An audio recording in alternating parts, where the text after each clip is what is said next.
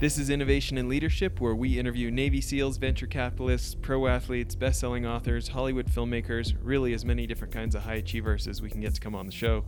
Today's episode is going to be from our mini-series that we created with Corporate Alliance, asking top CEOs and executives and entrepreneurs who have had very large exits, specifically about their thoughts on leadership and people. Also, I want to talk to you about one of our show's sponsors. I met these guys back on episode 6. CEO Zach Smith was telling me all about starting a skateboard company and how much he hated doing the bookkeeping for a skateboard shop, and how he really got led to start this business, Bookly, that's a hybrid combining bookkeeping software and human services. And I'll tell you why I let him become a sponsor. It's because I use their service now. I don't love paying $50 an hour for bookkeepers to do stuff that I know software could do way, way cheaper. But I don't love bookkeeping at all. So I want a real live human who knows what they're talking about to help me with the stuff I don't understand. Probably the straw that broke the camel's back for me, though, the thing that put me over the top, was that they could do my taxes and payroll also. So totally suggest checking them out. Go to their website, bookly.co, and check out their flat rates. I've been super happy with them. So now on to today's episode.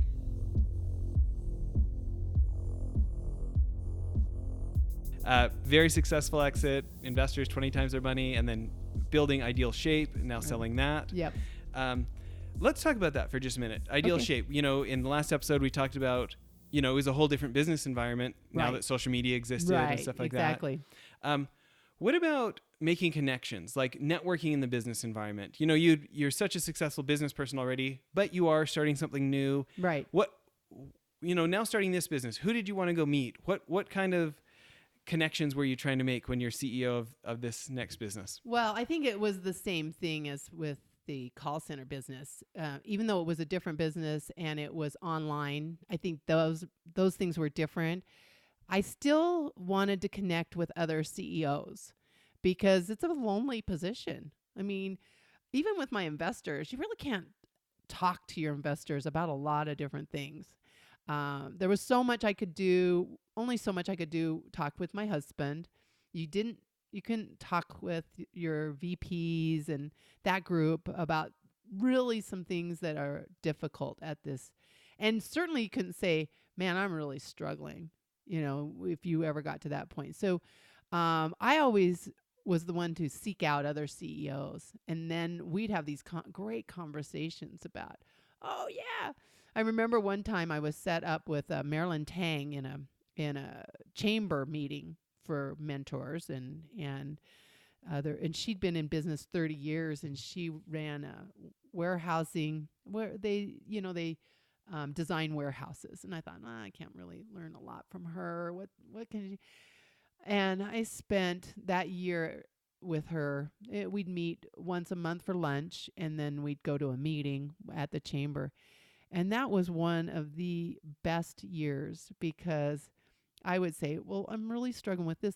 Oh, yeah, that's easy. I've been there, done that. And she'd be telling me stuff, and I'm like, oh, and she goes, don't worry, don't get upset, don't do this, it's not worth it, and things like that. And so I was like, okay, I need to meet more CEOs. These are the people that I need to spend time with, just because we get it. There isn't a CEO that you meet that you have a conversation that you don't go, yeah, I've had that, or thanks for sharing that with me. That was so great. That's just what I needed to hear.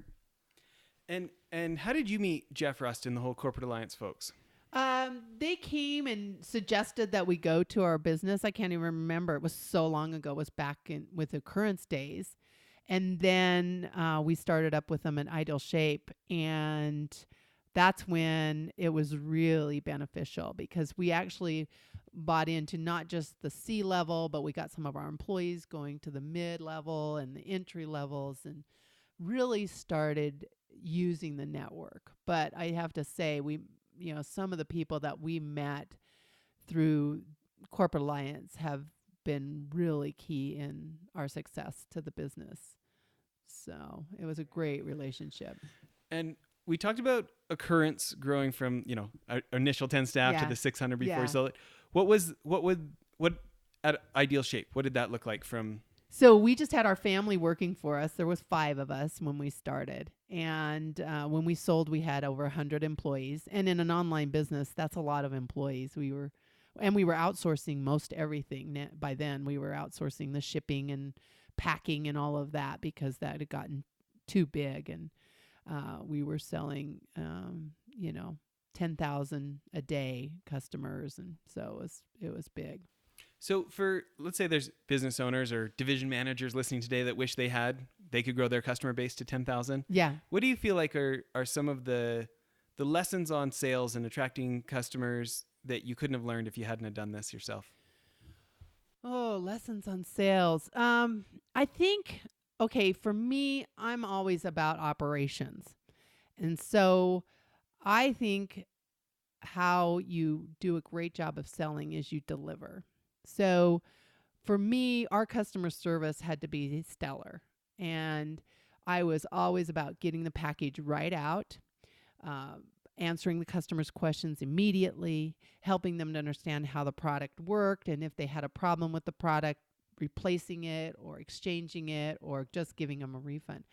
I felt like that's the way you grow your sales base, because especially in this industry, online fitness, it's a big time referral business. It's a big time. I've had success. How much weight have you lost? Oh my gosh, look at you. Oh yeah, I'm doing idle shape. So our son ran the marketing side of it. So he did place the ads that got people interested. But what happened is, if you're placing ads on social media, you better have a decent social media presence with people who are talking good about you. So when people would they'd see the ad and they'd go to Idle Shape and they'd look at our customers and see how many of them were complimenting us and how many of them loved the product and thought it was great and thanked us for our great customer service. All the things. We had a group that was answering social media right away, and on top of it, then people ordered. They said, well, I'm going to try this. My friend is doing it or so-and-so's doing it. I'm going to try it.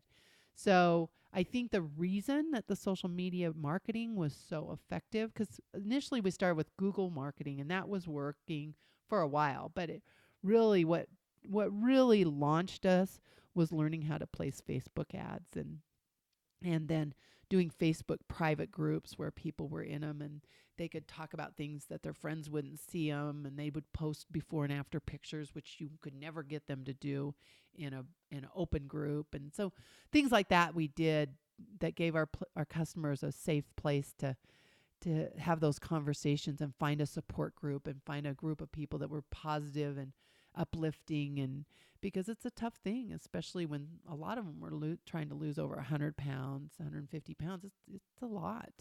So,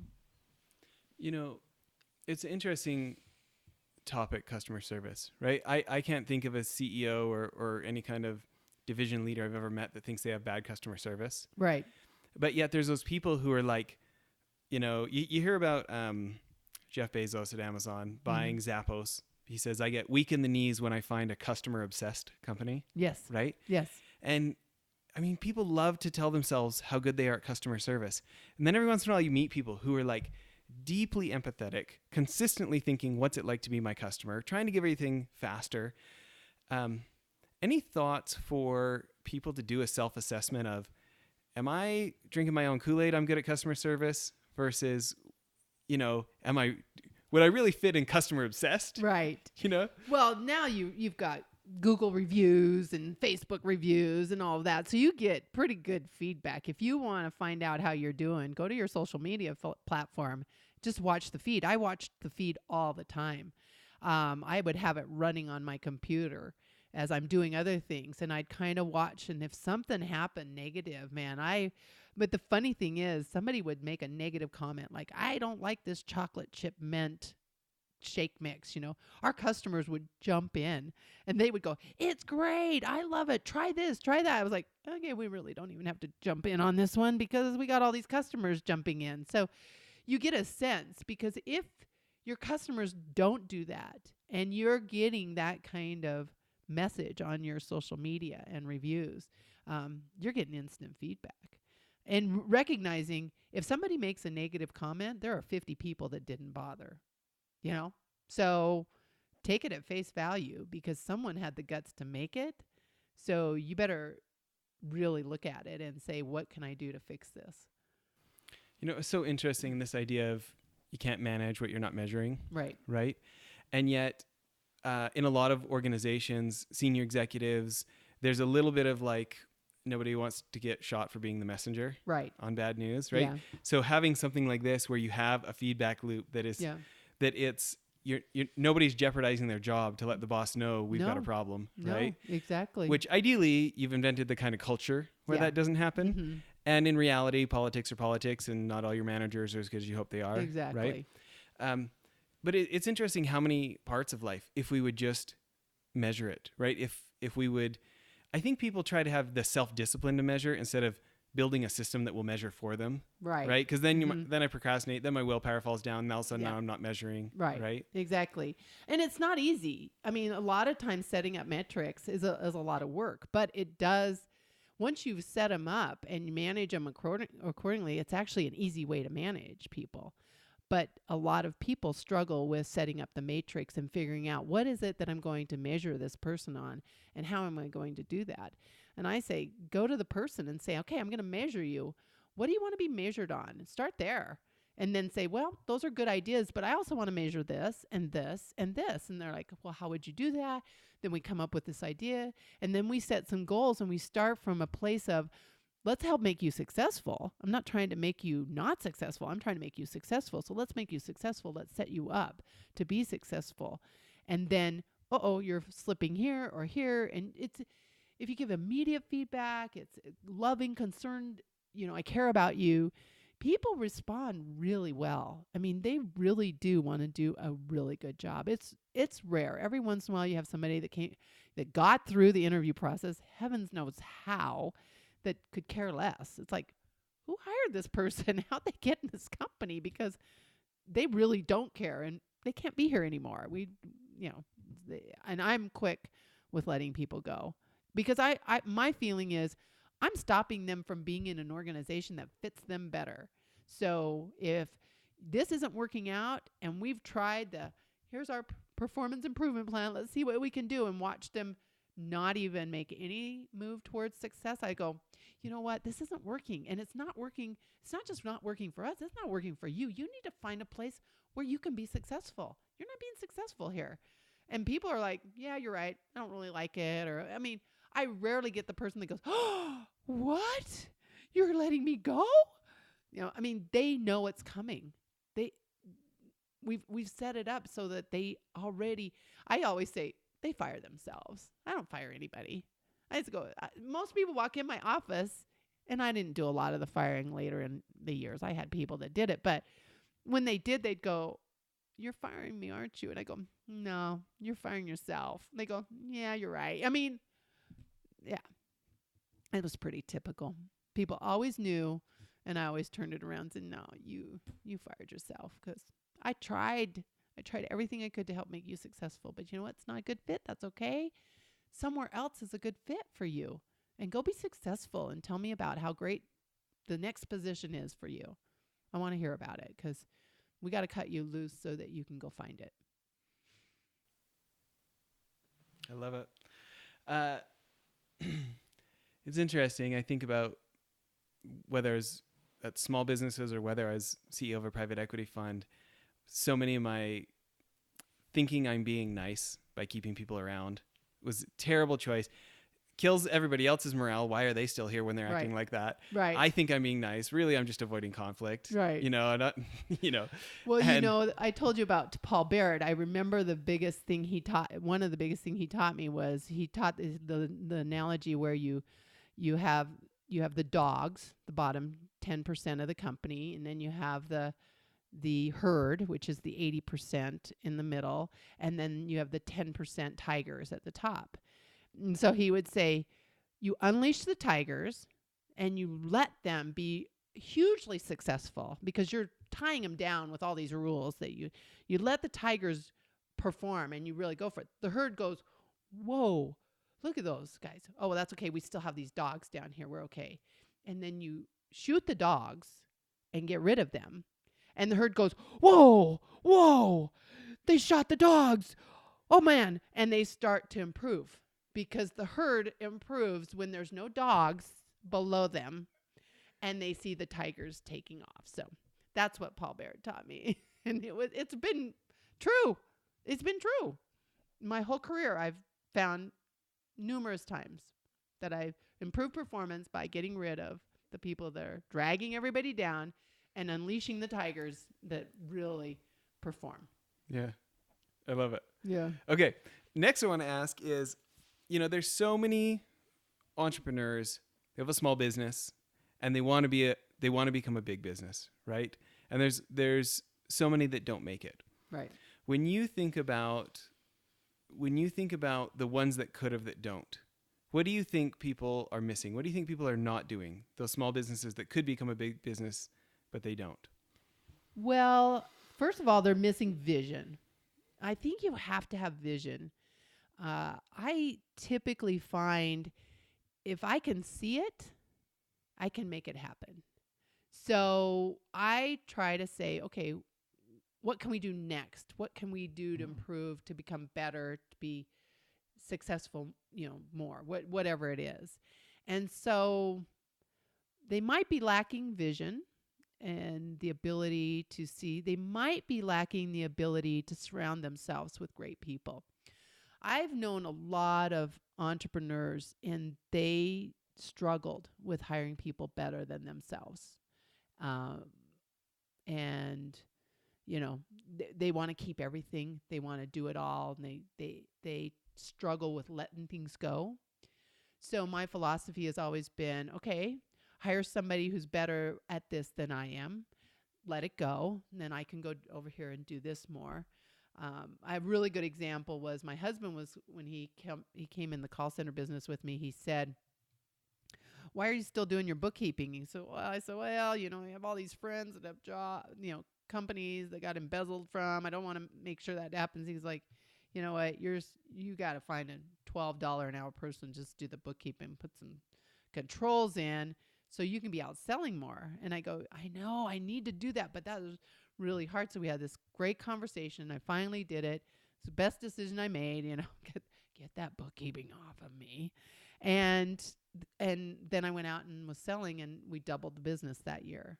And so, it was a good lesson. I thought I was really good at it, but then I found typical entrepreneur holding on to certain things. And so as the years have gone on, I've gotten way better at letting things go. But I do meet a lot of entrepreneurs that just can't let things go. They can't, even if they hire a really amazing person, they usually can't work with them. Like they can't handle that they're so much better than them at something.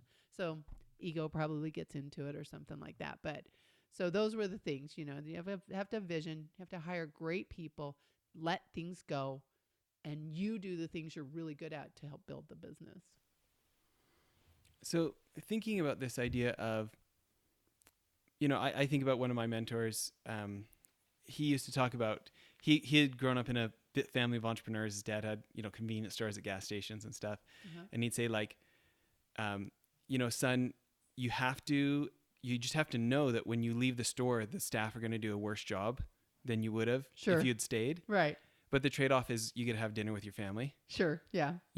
So how does somebody walk that balance beam of abdication where it becomes a free-for-all and people are making choices that aren't right for the business, right, versus micromanaging, the company isn't growing, the guy at the top, the gal at the top is a big bottleneck. Right. Any thoughts about how to get on the balance beam in the middle? Well, you have to set it as a priority. So you have to say, okay, this is a priority to me. So I want to have family time. I want to be able to not be always at the business. And when I had a call center business, it was 24/7. We never got a day off. So it was really easy to work a lot. And so you got to set that priority. And then it's really back to just hiring great people. Because if you hire great people and then you manage them, they really will do a good job, even though it may not be the job that you would do. For example, Mrs. Fields Cookies would come into the store and she'd look at these cookies and go, "I would never serve these cookies. She'd just like lose it over the quality of one tray of cookies. The rest of them look great, but this one tray, and she'd just be like, when I ran a cookie store, the cookies always look like, and I go, but you're the owner, Debbie. They're not going to run it like you would. Well, they should, and she was just so adamant, and it was really hard to help her see. We're doing a great job hiring people for what you're giving us to pay them and everything, but they're never going to treat it as their own. That's why I always put in commission programs, so they always made more money when the company made more money, bonus programs, and I even did stock option programs. Every company I've sold, our employees, long-term, high-level employees, always did really well because I was always more successful when I did that anyway. So giving up a percentage of the business to those people, giving up part of the bottom line to those people always paid big dividends. So I'm a strong believer in that one. I love it. So thinking about this idea, you look at labor market right now, there's a lot of help wanted in our state. Yeah. Okay, right now, just for this year, But besides paying a little more, any other philosophies on getting good people? How do you know the difference between somebody that interviews well versus somebody that's actually going to perform? Well, I have a philosophy about that. I do scenarios. And so people have learned how to interview, but they don't know scenarios. Like I'll set up a scenario for a customer service. I'm like, okay, this is what the customer calls you and says, you don't know our policies. How would you handle this? Because I want to know how they believe, right? What they think, not what they think I want to hear. And I do 10, 15, 20 scenarios by the time I'm getting, depending on the level of, and for the most part, I find out I'm hiring their talents, their skills, their abilities, their heart. I'm not hiring necessarily their education. I want to know who they really are, and are they going to be a good fit for our company? So I do that. And so first off, I think it's a good interview, and the ability to interview well and then listen to what they're really saying. And then the second thing is once you get them in, is matching them up with a good manager and then helping that manager help them to be successful. So I always made them come in. So a manager had to come in and buy off on a person. So they had to say, yep, I want him on my team.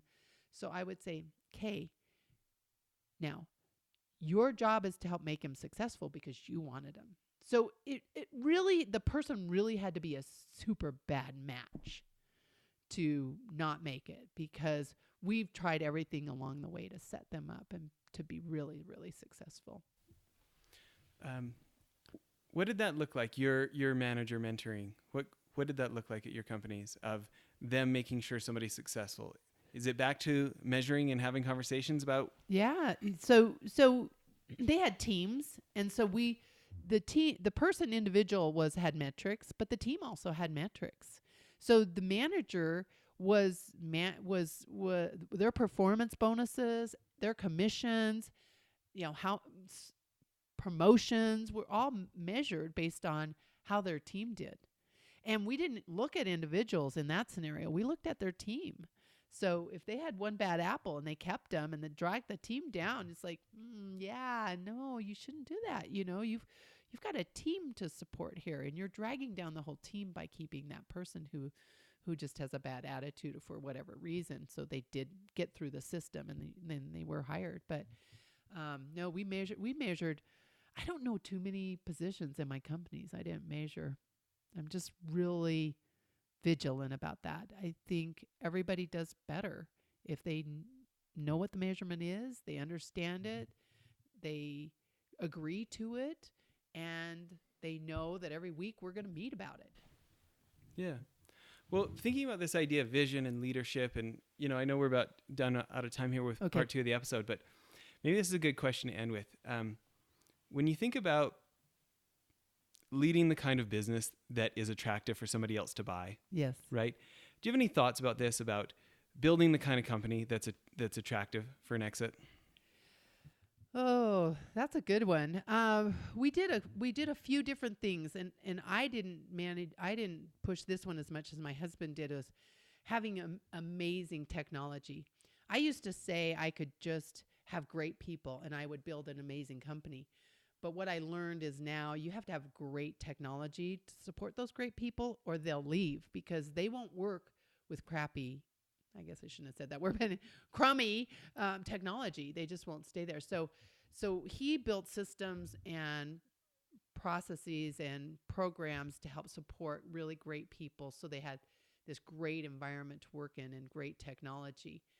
And then it was attractive to investors because they came in and saw the cool technology that we had developed and the way we managed it. And then they met our people. And, the bottom line is they're looking at numbers. They're looking at how fast have you grown the business? How successful have you been at managing your costs? And what's the bottom line? And what was your growth rate over a certain amount of years? So, they're all still, what gets them excited is the numbers. But when they come in, great technology and great people is usually what seals the deal, as I found. This last group that bought us, they came in from England and they approached us through email, actually, and they looked at and they'd seen our business. So David flew out there and gave them all of the information on our business. But what sealed the deal is they came out in July and they met all of our people, and then they were just blown away by the level of expertise in their field, but mostly how everybody was so excited to work for our company and really positive. And so that's what really sealed the deal. That's great. That's great advice. Well, thanks for spending so much time with us. Yeah, I'm glad. It was great. Thank you. Well, that's it for the episode. One other thing I wanted to tell you about, if you remember the guys from Convoy in episodes back, Ken Free and Trent Mano, I went on one of their CEO trips to New York and I met a guy named Brent Thompson, very successful entrepreneur. He was former CEO of Jive Communications, big company now, I think $300 or $400 million. Anyways, he started a new company called blipbillboards.com. I'm super stoked they're a sponsor now.